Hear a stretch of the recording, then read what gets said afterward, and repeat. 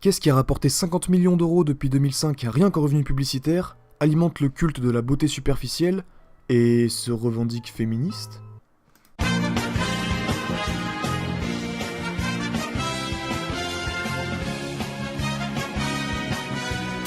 Alors oui, Miss France serait le premier concours de beauté féministe, mais on y reviendra. D'abord, il faut savoir que Miss France est un concours de beauté visant à élire la plus belle femme de France. Diffusé à la télé depuis 1987 et a cette année presque atteint les 9 millions de téléspectateurs. On pourrait se demander, qu'est-ce que ce programme a de si intéressant pour faire pas moins de 40% de part de marché un samedi soir en heure de grande écoute? Déjà, plusieurs problèmes de société sont mis en avant dans cette émission. Les femmes qui y participent se doivent de rentrer dans des normes imposées, comme par exemple l'obligation d'être célibataire ou d'avoir une taille minimum de 1m70. Car comme tout le monde le sait, la plus belle femme de France ne peut mesurer moins d'1m70. Malgré le fait que l'âge des Miss ne peut excéder 24 ans, l'émission se défend en disant qu'aucune restriction n'est imposée concernant le poids minimum requis pour participer. Quand on sait que la moyenne de poids des 15 dernières Miss France est de 54 kg, on comprend vite que cette restriction est implicite. Par définition, la beauté est subjective. Alors pourquoi les concours de ce style nous imposent leur vision de la beauté? Pourquoi est-ce qu'en 2018, la femme la plus belle de France se doit de rentrer dans le moule d'une époque dépassée et d'être forcément jeune, mince, grande et d'avoir une plastique parfaite? Parce que oui, c'est encore aujourd'hui le modèle de la femme idéale pour Miss France. Pour réaliser cette vidéo, j'ai dû être contraint de regarder l'émission en entier, et j'ai été choqué de voir comment, encore plus que ce que je pensais, la femme était réduite à l'état d'objet. J'ai eu l'impression d'assister à une vente aux enchères. Pendant que la Miss défilait, des millions de regards étaient portés sur son corps, analysant les moindres petits détails qui feraient que oui ou non, elle correspondait à l'idéal Miss France. C'était malsain. La secrétaire d'État chargée de l'égalité entre les hommes et les femmes s'est prononcée dans Le Parisien en disant, je cite, « Avec cette émission très regardée, on va pouvoir sensibiliser un grand nombre de familles assises devant leur téléviseur. Les Miss peuvent envoyer un message à tous les Français. » Je suis belle. Je suis moi. Elle. Je suis toutes les femmes. Toutes les femmes.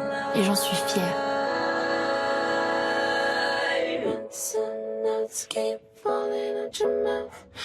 Nous sommes libres de penser, d'agir. Nous sommes des femmes. Et nous en sommes fiers. Moi, je suis fière.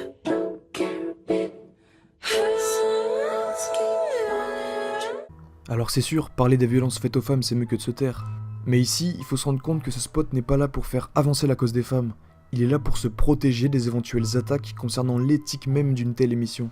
Ils doivent se dire, comment une émission peut être mauvaise pour la cause si elle diffuse un spot de prévention contre les violences faites aux femmes?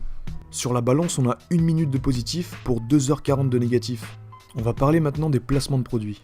On pourrait se dire que 9 millions de téléspectateurs et la place à 50 € pour le public présent sur place suffirait largement à couvrir les frais. La marque de maquillage bio et naturel couleur caramel est heureuse d'offrir aux 30 candidates une trousse complète de produits éthiques. Un placement pour du maquillage, au moins ça colle parfaitement au thème de l'émission. TV Magazine offre aux 30 candidates une tablette tactile. Les 5 finalistes recevront un téléphone portable dernière génération. TV Magazine offre à Miss France un écran plat incurvé ainsi qu'un ordinateur portable. Toutes les candidates recevront un abonnement d'1 an à TV Magazine. Bon, cette fois c'est un magazine télé. On commence à se détacher du thème de l'émission, tant que ça va pas plus loin. La compagnie aérienne Air Tahiti Nui est heureuse d'offrir à Miss France 2018 un aller-retour Paris-Los Angeles en vol direct pour 2 personnes en classe affaires. En plus de tout ça, on nous répète sans arrêt que 2 Miss sont au coude à coude, et qu'il faut donc envoyer des SMS surtaxés pour les départager. C'est vous qui avez le pouvoir. Eh bien, je peux vous dire que les scores sont très serrés. Bon, je vais vous dire ce qu'il en est. En fait, il y a 2 Miss qui sont au coude à coude. Et quel joli coude, ça je peux vous le dire. À partir de maintenant, chaque vote compte et comptera. Sachant que la gagnante avait près de 50 000 SMS d'avance sur la deuxième, d'après le magazine VSD, et que ces SMS à eux seuls génèrent en moyenne 600 000 € de recettes chaque année, on comprend mieux pourquoi ils insistent tant là-dessus. Mais est-ce que c'est vraiment nuisible? Quand on se penche de plus près sur la question, on se rend compte que les concours de beauté créent beaucoup de dommages collatéraux. Que ce soit le fait d'alimenter un culte des apparences déjà bien trop présent dans notre société, ou simplement le mal-être que ça procure aux femmes qui ne rentrent pas dans ce moule, en leur imposant un idéal inatteignable. Alors oui, le concours de Miss France est un concours très regardé et malheureusement encore très apprécié, et ce malgré les valeurs quelque peu douteuses qu'il transmet. Mais est-ce que ça vaudrait une suppression simple de l'émission? Eh bien dans le meilleur des cas oui, le jour où les gens prendront conscience des valeurs que Miss France alimente chez les adultes, et encore pire, des valeurs qu'elle transmet aux enfants, Peut-être qu'il y aura un boycott général pur et simple. Dans une moindre mesure, ouvrir le concours à toutes les femmes sans distinction serait déjà un grand pas en avant.